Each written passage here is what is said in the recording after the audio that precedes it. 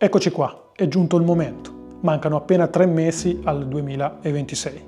E quindi magari ti starei chiedendo, quindi se sei sincero o sincera con te stesso o te stessa, sappiamo benissimo che questo era l'anno della svolta. L'anno in cui ti eri promesso di superare dei limiti, di raggiungere degli obiettivi e realizzare tutto ciò che ti eri prefissato. Hai fatto qualcosa? Sì, ma nel profondo sappiamo benissimo che potevi fare molto di più.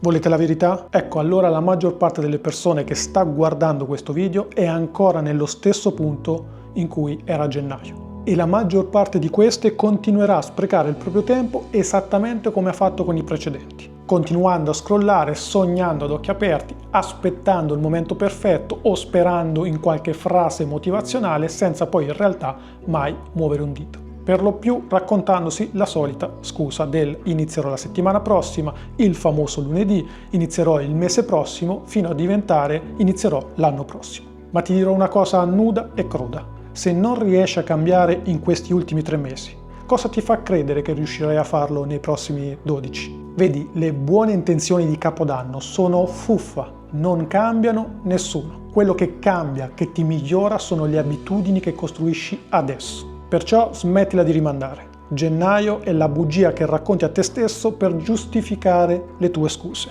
Questi prossimi 90 giorni sono una vita in miniatura. O li domini o ti dominano. Primo step: superare la procrastinazione e trovare chiarezza. Sai esattamente cosa devi fare. Allenarti, mangiare meglio, svegliarti presto, eccetera, eccetera, eccetera. Ma sapere e fare sono 2 cose completamente diverse. Siamo intrappolati nel confondere il movimento con il progresso. Leggere continuamente dei libri, pianificare ogni minimo dettaglio, fare delle ricerche super approfondite, partecipare a degli eventi, tutto questo ci sembra produttivo, ma in realtà non lo è. Ascoltami bene: prepararsi a fare quella cosa, capire alla perfezione come farai quella cosa, o parlare del fatto che farai quella cosa non è fare quella cosa. L'unica cosa che serve per fare quella cosa è fare la cosa. In troppi si perdono nel cercare il segreto nascosto, l'illuminazione, il momento perfetto. Questo è la tua mente che lo fa, anche solo per autosabotare l'azione. In realtà il vero trucco sta proprio nel non trucco, ovvero la costanza di fare le cose semplici e ripetute, che nella maggior parte sono anche noiose, ma che la maggior parte delle persone, nonostante sanno che sono importanti, non ha la disciplina di portare avanti. Una delle prime cose che insegno ai miei clienti è proprio imparare a fare anche nello stare. È proprio un cambio di paradigma, un aggiornamento del tuo sistema operativo. Una volta installato, tutto cambia. Il principio chiave è il seguente: la procrastinazione porta conseguenze, l'azione porta risultati. Se nella tua mente il fatto di procrastinare non porta nessuna conseguenza, allora è quello che farai. Ma la realtà è che le conseguenze arrivano, si accumulano e creano un grande peso. La ragione principale della procrastinazione è la mancanza di chiarezza. Se non hai chiarezza, cercherai di rincorrere le cose a caso. Se hai chiarezza, le vivrai con intenzione. Lo so che vuoi smettere di girare a vuoto e fare chiarezza su dove stai andando. Per questo ho preparato un file pratico proprio per te, in modo da poter far ordine nel caos. Lo trovi nel link in descrizione, quindi alla fine del video vai in descrizione e clicca sul link per scaricare il file in modo da fare chiarezza. Inoltre, se vuoi andare ancora più a fondo e avere una guida pratica, nel mio libro trovi un viaggio che trasforma la tua vita. Anche qui il link lo trovi in descrizione. Ordinalo e attiva la tua consapevolezza funzionale. Step 2. Costanza e passione. La costanza non nasce dalla motivazione del momento. Non è nemmeno uno scatto di intenzione passeggero. La costanza è il risultato naturale dell'impegno quotidiano e della disciplina che costruisci nel tempo. Ultimamente in molti, in realtà in troppi, parlano di questa importanza di avere l'ossessione, che all'inizio può sembrare produttiva e in realtà in parte lo è, ma per quanto cercano di promuoverla o venderla come chiave del successo, non è mai sostenibile. Ti porta inevitabilmente a crollare. Quello che ti serve è la passione, perché la passione unita all'impegno e alla disciplina ti fa andare avanti anche nei momenti in cui la motivazione manca.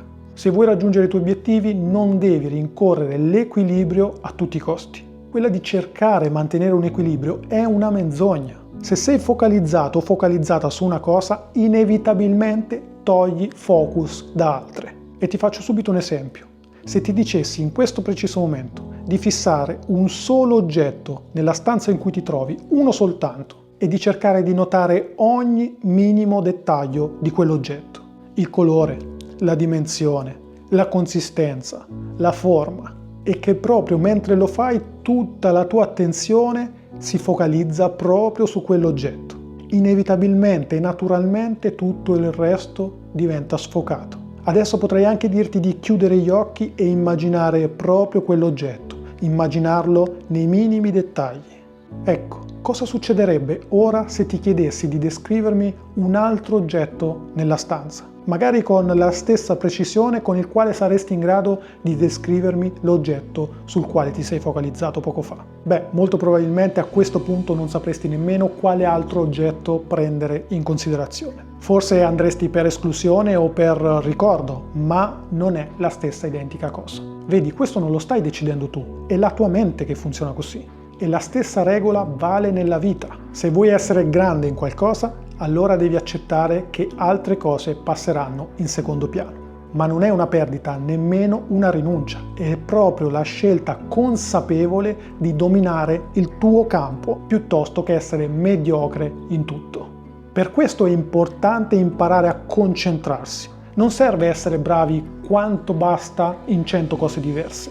Devi scegliere da una, massimo 3 cose che per te contano davvero e puntare a essere straordinario in quelle.